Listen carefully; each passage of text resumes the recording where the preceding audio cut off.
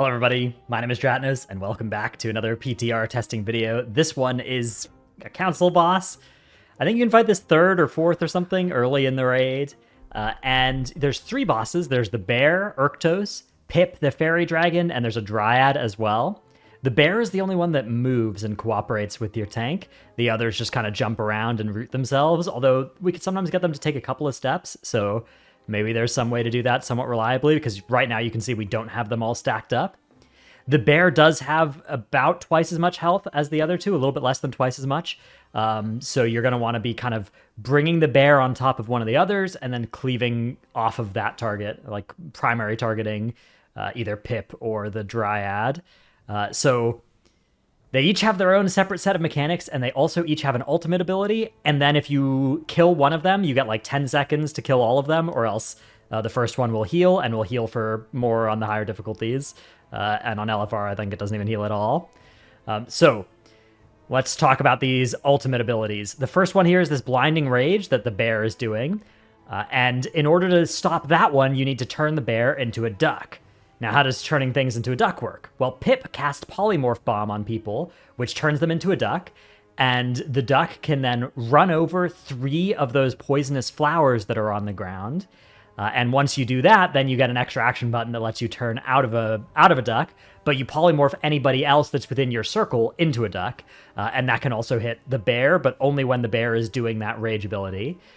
Those poisonous flowers on the ground are just created all throughout the fight by Airwind the Dryad, and you want to clear them because they not only do they make the ground more clouded, but also you have a stack of this debuff for each flower that's out that does do about 800 DPS per stack. So you want to kind of keep the floor clear so that you don't get too many of those out. The Dryad and the Fairy Dragon just kind of jump around as well. The Dryad jumps to the other side every time the Fairy Dragon does this ability where it goes into the middle and does a winds away. This ability, Barreling Charge off of Urktos, is normally... so it's a bit of a weird one. It charges through the tank, and then it does raid damage based on the number of people that soak. The more people that soak, the less raid damage gets dealt. So in theory, you'd want to have people soaking each of them. But in practice, you got to be careful because you can only soak, if you soak twice in a row, it does 500% increased damage. The other thing the bear does is just a tank frontal, which I died to like twice on this pull because I wasn't paying attention, and it does extra damage each time it hits you, but you can live when you have a stack. I just was being foolish, but yeah, you can see our health bars there after that charge getting fairly low. But you also have to use the charge to interrupt the Dryad during her ult. The Dryad ult that we saw earlier, she starts channeling on everybody, and to stop her, you need to charge through her. And then finally, there's Pip's ult, which that's going to be the ult that's about to cast here. And that is Song of the Dragon. This puts a shield on everybody, a regular shield that absorbs damage. And to clear it, you need to go and stand in these puddles until you take enough damage to get the shield off of you. If the shield's still on you after 20 seconds, it like stuns you and does damage to you. So it doesn't like kill you, but it's very bad if more than a couple people get affected by it. So you need to make sure you can go and clear in some puddles. Most other damage seemed to bypass the shield, so you got to be careful of that. But yeah, that was kind of it for the fight. Other than that, you've got these javelins, these poison javelins. There you can see that. That's the other time I died. Again, with a stack already of that, so it does 150% increased damage, but it's still only like it's going to be 1.5 mil physical or something like that, so very easily livable. I just wasn't paying attention to that. I was looking at other stuff in the fight there, so, oopsie.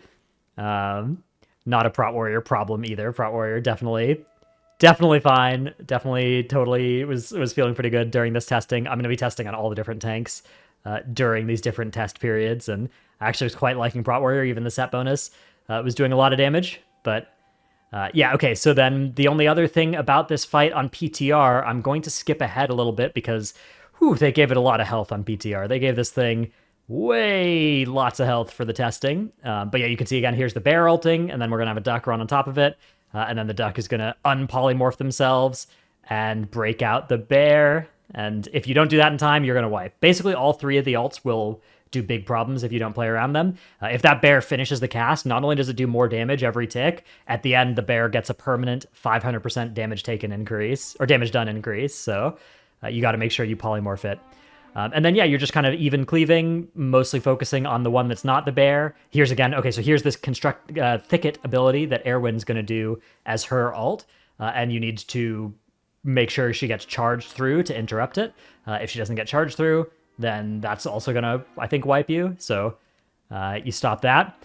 One thing we found, though, on PTR was that if you kill the bosses while one of them is ulting, it actually does not work properly. So hopefully this is something that gets fixed, because this is pretty annoying. We were able to win regardless, but as you can see, the people just keep getting killed by the frontal as well. That's going to be an important thing about this fight too, is making sure you don't frontal people too much, which is annoying because you have to keep moving the bear around. Yeah, you can see Pip is casting Song of the Dragon. While it's casting Song of the Dragon, it can't die, but the other two are busy casting Rebirth, so they can't die either. So they're all at 1 HP here. And Song of the Dragon is a 20-second cast, Rebirth is 12 or something, so Rebirth finishes here, and the other two heal. They were Mortal Strike, so it was only 25% or something of their health, but still, obviously, this would be a wipe on Mythic if that were to happen. And now Pip does a Rebirth as well. Luckily, we were able to just keep doing the mechanics. There's not really an Enrage that we could find, so we just kept doing the fight, and we killed them after a ult rather than before. You can see we've got them at 1% now, and get those bosses all killed. And once you get the last one, they all do die. That is the Council of Dreams. Hope you've enjoyed this video. Check out the other PTR testing videos, playlists, and stuff in the description below. Thanks for watching, and I'll see you in the next one. Bye.